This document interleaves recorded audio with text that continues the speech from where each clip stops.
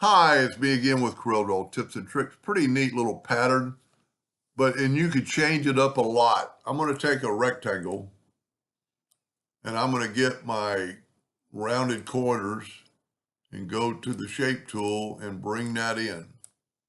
Now I'm going to go to effects and contour.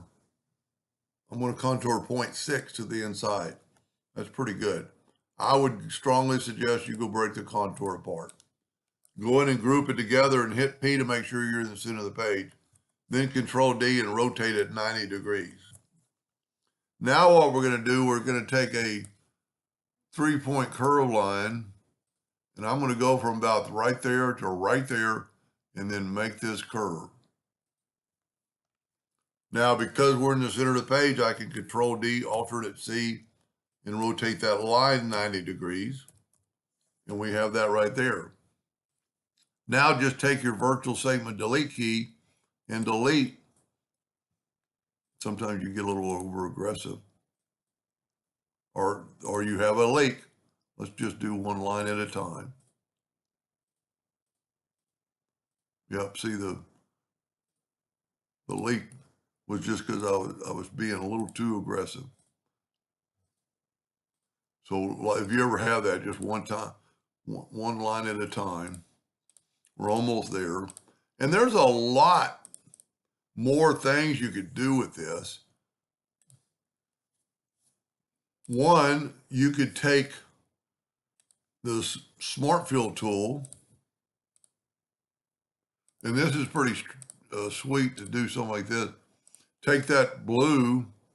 Matter of fact, tell you what, since we're working in the center of the page, I'm going to move that out of the way and move this out of the way and then move this back. And if we take the interactive fill tool and say just go up and put black in that corner, to get all four of them the same, we can just duplicate this. So Control D, Alternate C, which is my macro for center of the page. And then you could nudge these back over, and those spots are in the right place.